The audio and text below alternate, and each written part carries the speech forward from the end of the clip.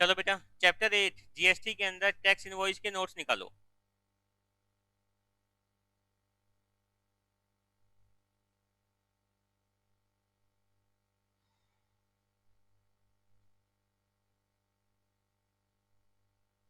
देखो भाई, हम लोग क्या चेक कर रहे थे? Tax invoice, credit and debit notes and E way bills. ठीक है, ये हमारे पास में चैप्टर 8 होगा। यहाँ पर कुछ चीजें हम लोग पहले से कर चुके हैं, जिसको मैं जल्दी जल्दी रिवाइज करवा देता हूँ। इनवॉइस हमारे लिए जरूरी क्यों है? सर, इनवॉइस एक ऐसा कॉमर्शियल इंस्ट्रूमेंट है जो हर जगह हमारे लिए प्रूफ के तौर पर काम आएगा। अगर मैं कहीं पर टैक्स इनवॉइस कट नहीं करता हूं तो उस केस में मुझे आईटीसी अवेल नहीं हो पाएगा। ये बात तो क्लियर है? आईटीसी अवेल करने के लिए मुझे टैक्स इनवॉइस काटना ही काटना होगा। अब टैक्स इनवॉइस कौन बनाएगा, कौन काटेगा, बताओ? बायर भी कर सकता है सर, डीलर भी कर सकता है। मेनली कौन करता है? डीलर करता है सर। ठीक है, जो भी पर्सन यहाँ पर टैक्स इनवॉइस बना रहा है वो रजिस्टर्ड पर्सन होना जरूरी है। अगर मैं ये कह दूं भी अगर किसी केस में डीलर हमारे पास रजिस्टर्ड नहीं है बट बायर रजिस्टर्ड है, तो उस केस में कौन बनाएगा? बायर बनाएगा सर। क्लियर भी यहाँ तक बातें? उसके बाद हमारे पास टॉपिक आ रहा था continuous supply of goods. Continuous supply of goods का मतलब क्या होगा? जो एक सामान हमारे पास रेगुलरली भेजा जा रहा है, चाहे हम लोग अगर सेल कर रहे हैं, तो उस केस में क्या बोलेंगे भी? कंटिन्यूअस सप्लाई ऑफ गुड्स कब है? जब हम लोग रेगुलरली किसी सामान को भेज रहे हैं एक पीरियड के गैप के अंदर, चाहे वो पीरियड का गैप हमारे पास 10 डेज का हो, चाहे वो हमारे पास में 1 मंथ का हो, चाहे वो हमारे पास में ज्यादा पीरियड के लिए हो। जो रेगुलर गैप मेंटेन हो रहा है, तो उस केस में हम लोग क्या बोलेंगे? कंटिन्यूअस सप्लाई ऑफ गुड्स है। उसके बाद भाई continuous supply of service. Service के केस में कंटिन्यूअस सप्लाई कब मान के चलोगे, बताओ? जब सर वो सर्विस कंटिन्यूअस 3 मंथ या उससे ज्यादा के लिए दी गई हो और कंटिन्यू अभी भी चल रही हो, तो हम लोग उस केस में क्या कहते हैं? कंटिन्यूअस सप्लाई ऑफ सर्विस है। एग्जाम सप्लाई कब बोलोगे भाई? जहां पर या तो जीरो रेट है टैक्स का, या फिर वो टैक्स से एग्जेम्प्ट है। दो चीजें हो सकती हैं, या तो जीरो रेट है, या फिर वो टैक्स से एग्जेम्प्ट है, या फिर हमारे पास में नॉन टैक्सेबल सप्लाई भी हो सकती है, जो हम लोगों ने चैप्टर नंबर 1 में पढ़ी थी। नॉन टैक्सेबल सप्लाई कौन सा था ललित? नॉन टैक्सेबल सप्लाई का कोई एग्जांपल बताओ। सचिन, ललित, खड़े हो जाओ बेटा।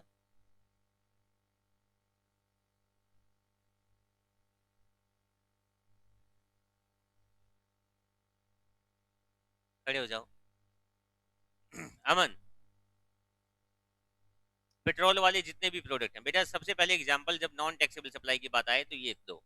जो तुम एग्रीकल्चर की बात कर रहे हो ये गलत है। एग्रीकल्चर नॉन टैक्सेबल नहीं है, एग्जेम्प्ट है। नॉन टैक्सेबल और एग्जेम्प्ट में थोड़ा सा डिफरेंस क्रिएट करके चलो, समझ गए? चलो अभी बैठो तीनों। उसके बाद आ जाओ अभी, क्या क्या प्रोविजन होंगे हमारे पास? Tax invoice issued by supplier of taxable goods या taxable services.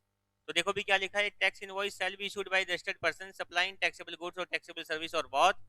Such tax invoice shall show the prescribed particulars. क्या क्या चीजें होनी चाहिए वो हम लोग अभी देखेंगे। टाइम लिमिट क्या होनी चाहिए बताओ? टाइम लिमिट अगर गुड्स के केस में है तो हम लोग क्या बोलते हैं? मूवमेंट हुई है उस time.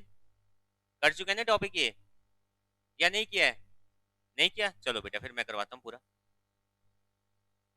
The time for issuing an invoice वो depend on the nature of supply, whether it is a supply of goods और ए सप्लाई ऑफ सर्विस। ये चीज अब हमें चेक करनी है भाई। जब मैं यहाँ पर ये चेक कर रहा हूँ कि कितने दिन के अंदर अंदर कब मुझे इनवॉइस इशू करना है, तो सबसे पहले मुझे ये चेक करना होगा जो इनवॉइस इशू किया जा रहा है वो सप्लाई ऑफ गुड्स के लिए है या फिर वो सप्लाई ऑफ सर्विस के लिए है।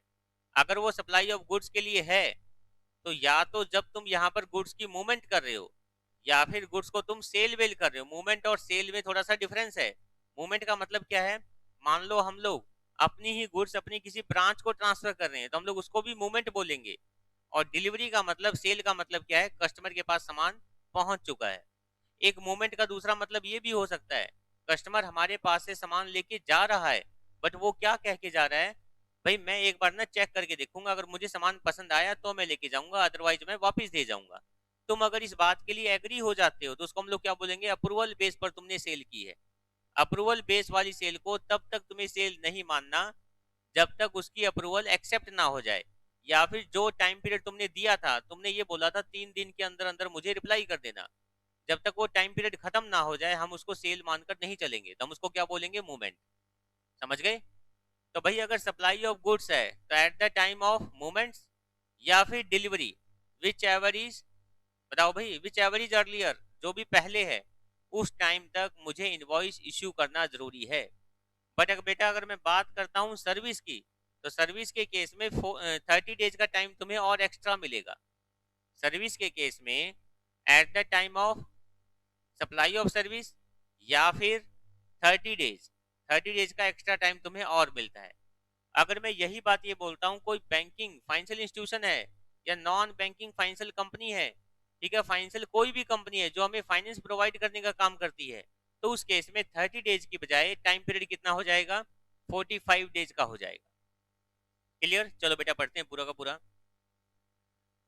ए registered person supplying taxable goods shall issue a tax invoice before or at the time of removal of goods, ठीक है, removal of goods where supply involves movement of goods, removal of goods बोल दो, movement of goods बोल दो, or in any other case before or at the time of delivery or making available thereof to the recipient, delivery कर दी या फिर जो हमारा recipient है उसके लिए अवेलेबल करवा दिया गुड्स, तो उस केस में हम लोग क्या बोलेंगे, जब रिमूव हुआ है, जिसको हम लोग मूवमेंट भी बोल सकते हैं, या फिर डिलीवरी कर दी, या फिर बायर के लिए हमने गुड्स को अवेलेबल कर दिया, वो डिलीवरी नहीं ले रहा या नहीं ले पा रहा वो एक अलग मैटर है, हमने अवेलेबल कर दिया।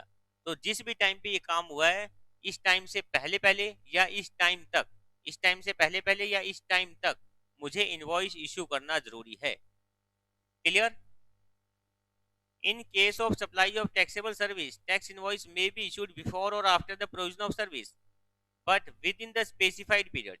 Specified period क्या होगा वो हम लोग आगे जाके पढ़ेंगे। Specified period क्या होगा, 30 डेज। बट अगर कोई बैंकिंग कंपनी है जो फाइनेंस वगैरह का काम कर रही है, अगर ऐसी कोई कंपनी है, तो ये टाइम हमारे पास क्या हो जाएगा बेटा, ये टाइम हमारे पास हो जाएगा 45 डेज। ठीक है, ये हम लोग आगे पढ़ेंगे। The government may, on the recommendation of the council by notification, specify the category of goods or service supply in respect of which a tax invoice shall be issued within such time and in such manner as may be prescribed। क्या क्या है भाई, आप बताओ क्या क्या topic होगा। Supply of goods के केस में क्या बोला गया है, रिमूवल ऑफ गुड्स, ठीक है, या फिर delivery of goods, removal of goods या फिर डिलीवरी ऑफ गुड्स, तो हम लोग क्या कहेंगे, बिफोर और एट द टाइम, दोनों में से कोई भी टॉपिक हुआ हो, तो उस केस में मुझे टैक्स इनवॉइस करना जरूरी है। अगर हम लोग टैक्सेबल सप्लाई ऑफ सर्विस की बात कर रहे हैं, तो यहाँ पर मुझे 30 डेज का टाइम और मिल जाएगा। Invoice shall be issued before और after the provision of service but within a period of 30 days, 30 दिन का टाइम मुझे और मिल जाएगा from the date of supply of service. यहाँ तक क्लियर? नॉर्मल सी बात है, गुड्स के केस में या तो तुम्हारी जो एक्टिविटी हो चुकी है उससे पहले पहले इनवॉइस इशू करो, या फिर एक्टिविटी के टाइम इनवॉइस इशू करो। बट सप्लाई ऑफ सर्विस के केस में हम लोग क्या बोल रहे हैं, 30 दिन का टाइम हमें एक्स्ट्रा और मिल जाएगा। 45 दिन का मिल जाएगा अगर इंश्योरेंस कंपनी की बात चल रही है, बैंकिंग कंपनी की बात चल रही है, फाइनेंशियल कंपनी की बात चल रही है, कोई भी नॉन बैंकिंग फाइनेंशियल इंस्टीट्यूशन या फिर कंपनी की बात चल रही है, तो उस केस में टाइम कितना मिल जाएगा, 45 डेज का। क्लियर भाई? अब बेटा यहाँ पर एक चीज और देखना जो थोड़ी सी यहाँ पर डिफरेंट आएगी। एन इंश्योरेंस, इंश्योरेंस की कोई कंपनी है या बैंकिंग कंपनी या फाइनेंशियल इंस्टीट्यूशन या नॉन बैंकिंग फाइनेंशियल कंपनी या फिर टेलीकॉम ऑपरेटर या फिर इसी टाइप की सर्विस की कोई और कंपनी है, तो उस केस में अगर गवर्नमेंट नोटिफाई कर देती है, नोटिफाई किसके थ्रू करेगी, जीएसटी काउंसिल की रिकमेंडेशन से नोटिफाई करेगी, और क्या बोलती है, making taxable suppliers of service between distinct person as specified in section 25 may issue the invoice. ये लोग इनवॉइस पहले या बाद में भी इशू कर सकते हैं। ये लाइन पूरी की पूरी यहाँ पर कंप्लीट शायद नहीं है। अब बात सुनो ध्यान से भाई, जो फाइनेंशियल इंस्टीट्यूशन वाली कंपनियां है ना, जिसके लिए हम लोग 45 डेज की बात कर रहे हैं, जिसके लिए हम लोग 45 डेज की बात कर रहे हैं, अगर गवर्नमेंट ये नोटिफाई कर देती है कुछ स्पेसिफाइड टाइप वाली कंपनियां, यही वाली फाइनेंशियल इंस्टीट्यूशन वाली प्लस टेलीकॉम ऑपरेटर, अगर ये वाली कंपनियां अगर गवर्नमेंट के द्वारा नोटिफाई कर दी गई, स्पेसिफाई कर दी गई, तुम्हें 45 डेज के बजाय 60 डेज मिल जाएंगे। ठीक है, तो ये लोग 60 डेज तक भी इशू कर सकते हैं। 90 डेज मिल जाएंगे तो 90 डेज तक भी इशू कर सकते हैं। क्लियर? ये टॉपिक हमारे यूज कम होता है बट मैंने डाला इस वजह से है, कहीं ना कहीं एक नंबर में टॉपिक पूछ लेते हैं एमसीक्यू में। क्लियर? वैसे टॉपिक हमारा ये फाइनल का है, जो मैंने इतना टॉपिक डाला है ना, ये हमारा फाइनल का है। बट ये ध्यान रखो, एमसीक्यू में ये जरूर पूछ सकते हैं, क्या 45 डेज से एक्स्ट्रा हो सकते हैं? अगर गवर्नमेंट ने नोटिफाई कर दिया, ठीक है, with the recommendation of GST council, तो उस केस में 45 डेज से ज्यादा भी हो सकते हैं। क्लियर भाई?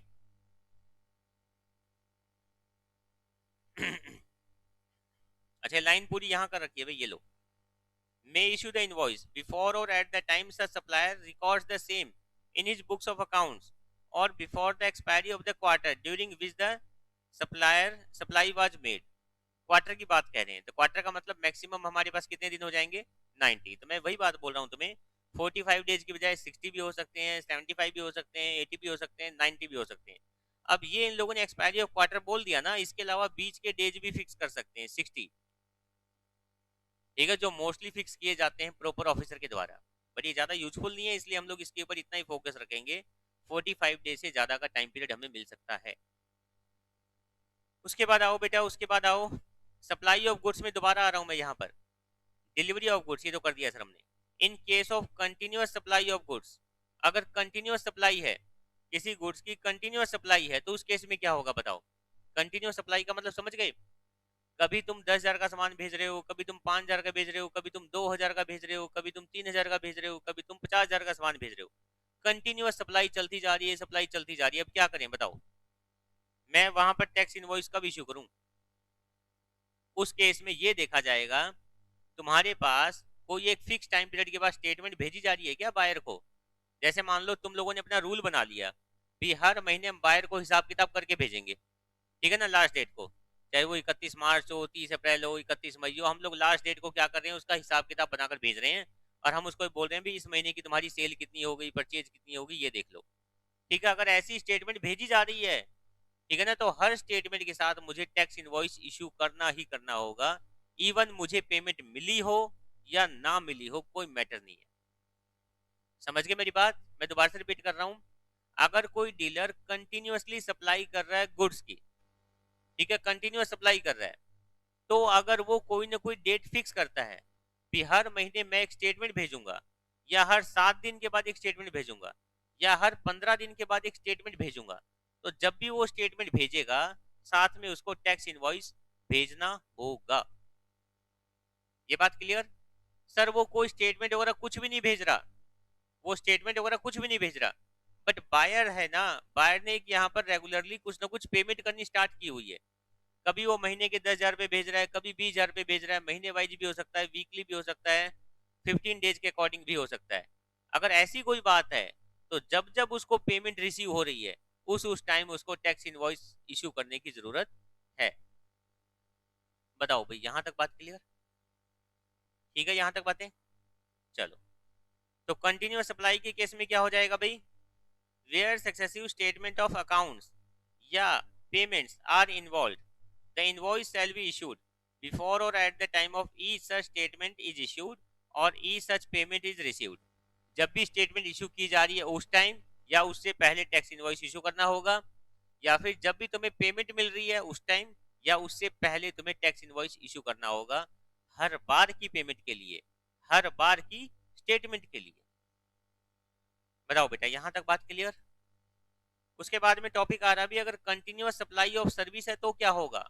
अगर कंटिन्यूअस सप्लाई ऑफ सर्विस है तो क्या होगा? तो देखो 3 सिचुएशन आएंगी। Where due date of payment is, अगर ड्यू डेट ऑफ पेमेंट हमारे पास में पहले से हमें ये पता है भी ड्यू डेट क्या होगी, तो उस केस में हम लोग क्या करेंगे? पेमेंट रिसीव करने की वेट नहीं करेंगे। जब हमारी ड्यू डेट है उस टाइम या उससे पहले तक, जब हमारी ड्यू डेट है उस टाइम या उससे पहले तक, मुझे इनवॉइस को इश्यू करना ही करना है। ये बात क्लियर? जब हमारी ड्यू डेट है उस टाइम या उससे पहले तक मुझे इनवॉइस इशू करना ही करना है।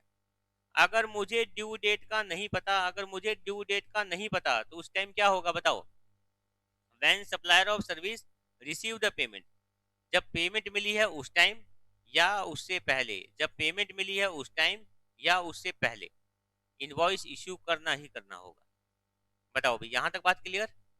सर कोई इंफॉर्मेशन गिवन नहीं है, पेमेंट की बातें भी गिवन नहीं है, और पेमेंट लिंक है कंप्लीशन के साथ। जब इवेंट कंप्लीट होगा तब पेमेंट मिलेगी, तो उस टाइम हम लोग क्या बोलेंगे? जब भी इवेंट हमारा कंप्लीट हुआ है उससे पहले या उस टाइम, उससे पहले या उस टाइम तक इनवॉइस इश्यू होना जरूरी है। बताओ बेटा, यहां तक बात क्लियर हुई?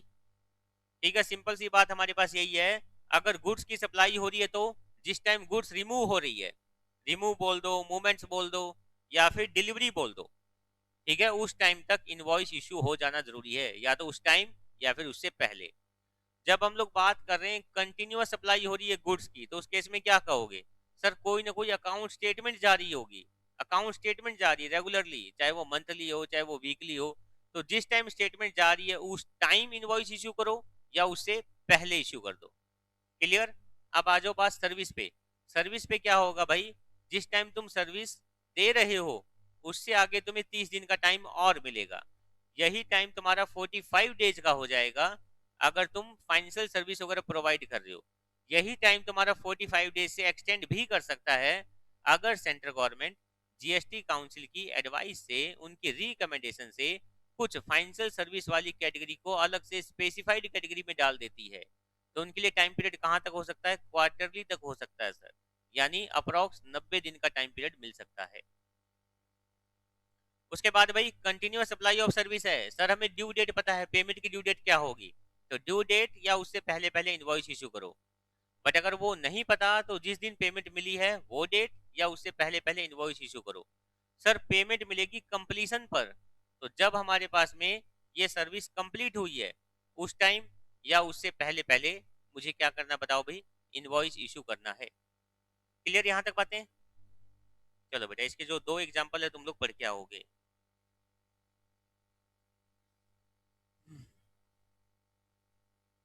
आज कोई टेस्ट वगैरह नहीं है क्या तुम लोग का? नहीं?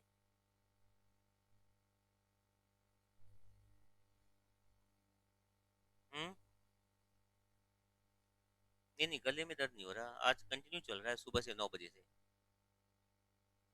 2 मिनट रुको बस, मैं भी करवाता हूँ। चलो बेटा एक बार रीड करो, थोड़ा सा 2 मिनट के लिए रीड करो, फिर मैं करवाता हूँ।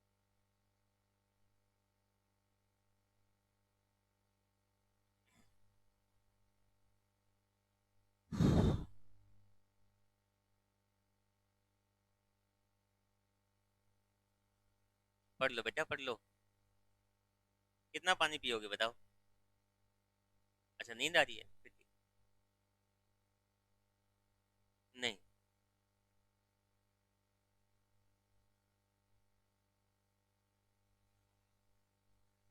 आज नहीं दूंगा बेटा, पर 3 दिन के अंदर अंदर सारे टेस्ट फारी कर दूंगा।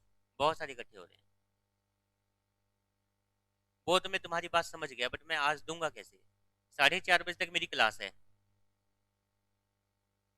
हैं? क्या कर दो?